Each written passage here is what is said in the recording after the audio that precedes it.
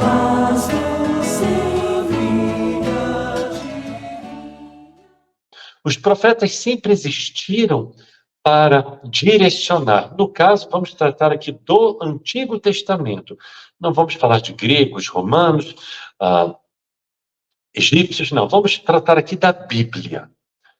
Então, na Bíblia, os profetas sempre aparecerão como aqueles que direcionariam os reis em suas tomadas de decisão. Sendo esses profetas, muitas vezes, chamando a atenção destes reis, muitas vezes estes profetas aparecem em situações de desespero da nação judaica. Então, sempre eles surgindo. Eles sempre vêm para direcionar, aconselhar, admoestar também, ou seja, também chamar a atenção. Sempre vai haver esse posicionamento. Por quê? Porque os profetas do Antigo Testamento, eles vêm com uma função muito importante na condução do povo, em toda a sua trajetória, desde, por exemplo, o próprio Moisés, com todos, digamos assim, entre aspas, os milagres que Moisés realiza, como, por exemplo, as 10 pragas do Egito e outras situações em que Moisés se coloca ali como um médium realmente, visto que a partir do momento que ele vê a sarça ardente e ele recebe a mensagem, segundo, conforme está no Antigo Testamento, do próprio Deus de Israel, dizendo a ele o que ele deveria fazer para livrar o povo judeu do cativeiro egípcio.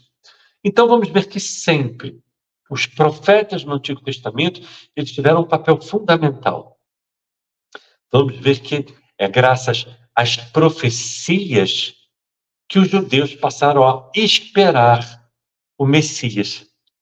Então, tanto quanto no livro de 2 Samuel, quanto no livro de Daniel, nós vamos ver as profecias de Isaías, falando sobre um Salvador, alguém que viria para trazer uma nova mensagem em um novo tempo para o povo judeu. Assim, então, temos nosso mestre Jesus, que vai surgir aproximadamente 150 anos após o último livro, que é o livro dos Macabeus, ter sido escrito no Antigo Testamento. Ele surge, então, e é muito interessante que quando nós prestamos uma atenção mais apurada na leitura dos evangelhos, principalmente de Mateus, nós vamos ver que em várias vezes Mateus vai dizer para que se cumprisse como estava escrito na profecia. Ou seja, Mateus, sendo o único evangelho, João também é judeu, mas Mateus, ele é um judeu que escreve o evangelho dele para um povo judeu. Vai ser o evangelho mais judaico dos 4 evangelhos. Então ele tenta mostrar ao povo judeu daquela época que sim, Jesus, ele estava cumprindo as profecias preditas pelos profetas. Então vamos ter profetas principais, profetas secundários. Todos eles, o que todos eles eram, queridos?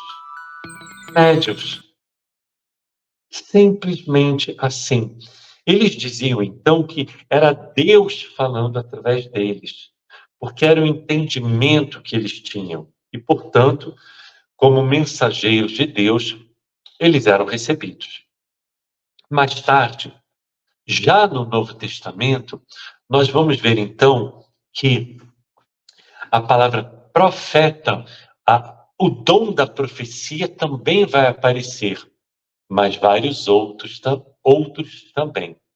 Então, por exemplo, em Atos capítulo 11, versículo 22, Atos capítulo 13, versículo 2, Atos capítulo 23, versículo 8, são passagens em que Lucas narra falando sobre pessoas que tinham um dom da profecia, que o Espírito falava através da pessoa, ou o Espírito Santo falava através da pessoa.